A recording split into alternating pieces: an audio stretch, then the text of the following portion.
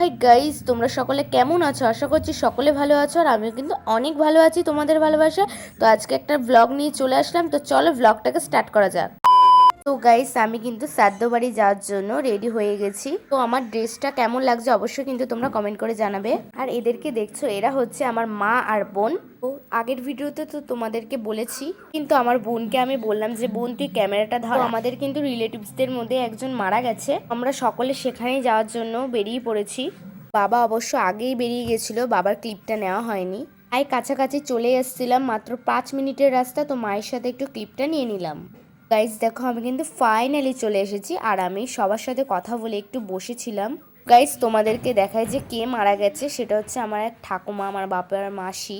তো চলো দেখে নাও তোমরা। ঠাকুমা কিন্তু আমাদের সকলকে খুব ভালোবাসতেন, আর একটাই খারাপ লাগছে যে ঠাকুমা আর পৃথিবীতে নেই। ঠাকুমা, তুমি যেখানেই থেকো ভালো থেকো, তোমার শুভ কামনা করি। আর ভাবতেও পারিনি যে তুমি সবাইকে ছেড়ে চলে যাবে। এখানে দেখো একের পর এক লোকজন এসে বসেও পড়ছিল, আর এই সাইডে কিন্তু ফাঁকা রয়ে গেছিল। আর এখানে কিছু মানুষজন বসেছে, তোমরা দেখতেই পাচ্ছ, আর সাইডেও কিন্তু অনেক মানুষজন বসেছিল। লোকটাকে তো আমি চিনি না, আর ওনার রিয়াকশনটা দেখো, আমি যখন ভিডিও ক্লিপটা তুলছি উনি কিন্তু সেই রিয়াকশন দিয়েছে। অনেক বেলা হয়ে গেছিল, তাই কিন্তু আমরা সকলে বসে পড়েছি। জলের বোতল, পাতা, লেবু দিয়ে দিয়েছিল। আর সাইডে দেখো ওখানে ফটোশ্যুট করছে। আমার এক কাকা কাকিমা বোন দিদির সাথে দেখা হয়ে গেছিলো, তাই ওদের সাথে একটু কথা বলছিলাম। সেই ক্লিপটা কিন্তু নেওয়া হয়নি, ঠিক আছে।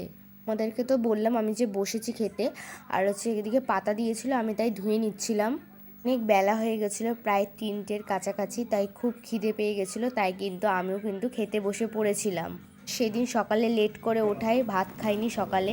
এখানে মেনু ছিল সাদা ভাত, ভেজ ডাল, চিপস, কচুর শাক, মোচার ঘন্ট, কপি আলুর তরকারি, পনির, আমের চাটনি, পাঁপড়, দই, মিষ্টি, আর ছিল সন্দেশ আর হজমলা।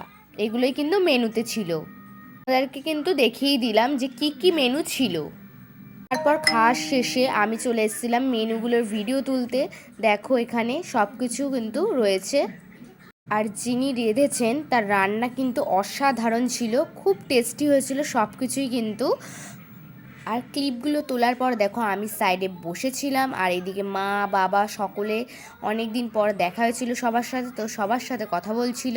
এই দেখো, তো এইদিকে দেখো সবাই কিন্তু বসে পড়েছে, যত বেলা হচ্ছে তত লোকজন বসছে।